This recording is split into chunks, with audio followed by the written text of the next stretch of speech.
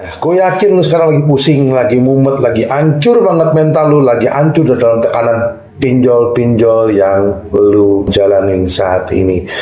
Dan ini saran gue, terserah lu pakai apa enggak, bodo amat ya. Ini saran gue yang gue lakukan dari tahun 2019.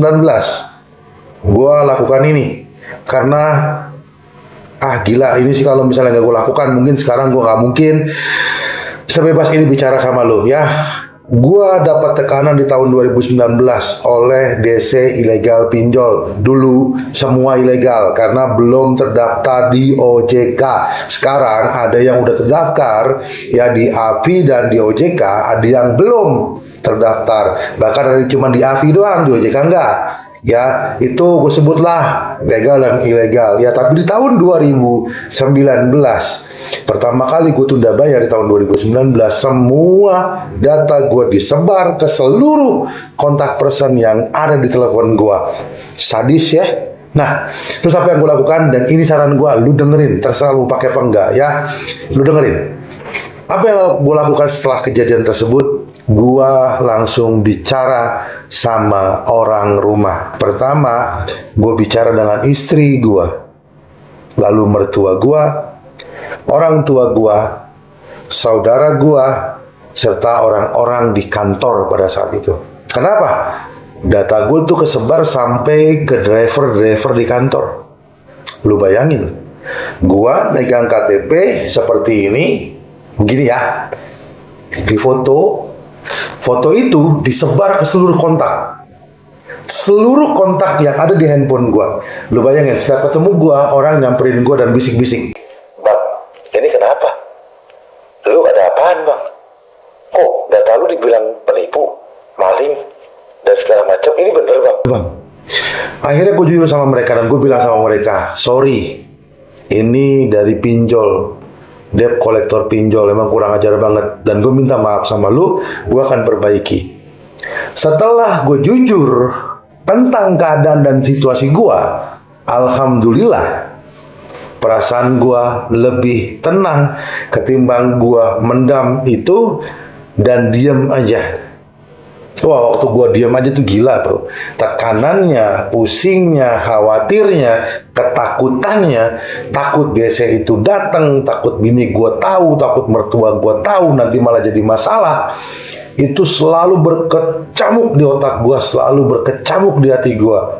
Sebelum gue jujur sama mereka. Tapi ketika gue jujur sama mereka dan mereka tahu kondisinya, alhamdulillah satu persatu masalah teratasi. Masalah yang paling parah menurut gue ketika general manager gue di WhatsApp oleh desk kolektor ilegal pinjol dengan menggunakan foto gue yang memegang KTP dan bahasa-bahasa yang kasar.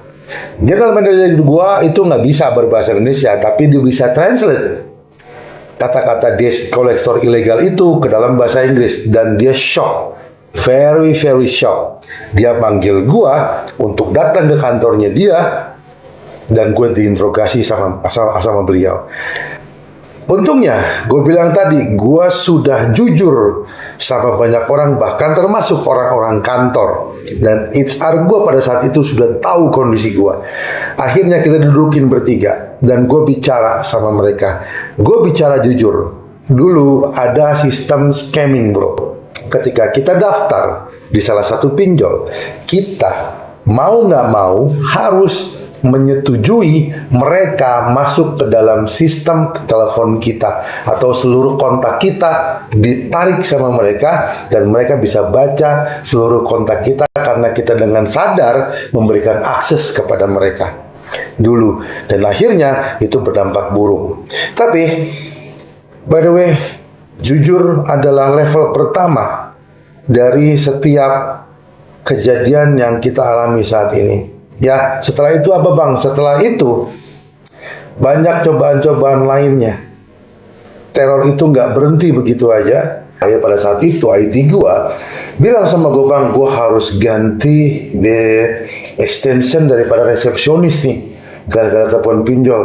Mau nggak mau, gua harus cari tahu pinjol mana yang telepon gua. Akhirnya gue pancing mereka untuk bicara, mereka dari pinjol mana, dan gue balik ancam mereka dengan beberapa kata-kata yang bikin mereka diam dan mereka mau nggak mau harus nurutin gue. Nah, kata-kata ini akan gue share di part selanjutnya sama kalian.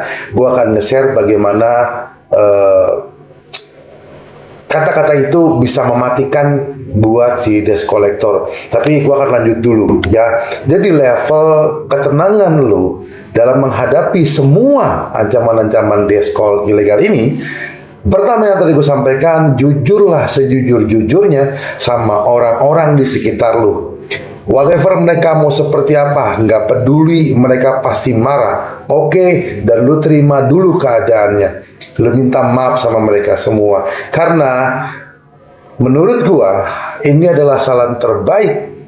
Saran terbaik buat lu dari gua untuk memulai membentuk mental lu menghadapi semua ancaman-ancaman yang tertuju sama lu. Oke? Tapi terserah lu mau pakai mau enggak, karena ya gue yakin teman-teman nggak semuanya berani atau belum ada keberanian untuk berbicara jujur sama orang-orang di sekitarnya dia. Oke, nggak masalah. Tapi menurut gue ya, lakukanlah secepat mungkin sebelum ada desk collector atau debt collector lapangan datang ke rumah lu dan meneror semua orang di sekitar lu. Itu kayaknya akan lebih lebih capek menjelaskan sama banyak orang. Oke, sampai sini jelas ya apa yang lu lakukan ya. Gue gak perlu panjang lebar untuk menjelaskannya ke lu. Takutnya lu lupa dan mungkin lu bosen. Jangan lupa lu subscribe, bunyikan loncengnya, dan tulis di komen pengalaman-pengalaman lu, biar kita bisa sharing ke teman-teman yang lain dan kita bisa ulas di video selanjutnya. Ya, ingat, yang lu hadapi masih masalah pinjol dan manusia. Jangan pernah berpikiran untuk mengakhiri hidup lu cuman gara-gara masalah sepele yang ada saat ini. Gua Ayah Pejuang, sampai ketemu di video selanjutnya. Wassalamualaikum.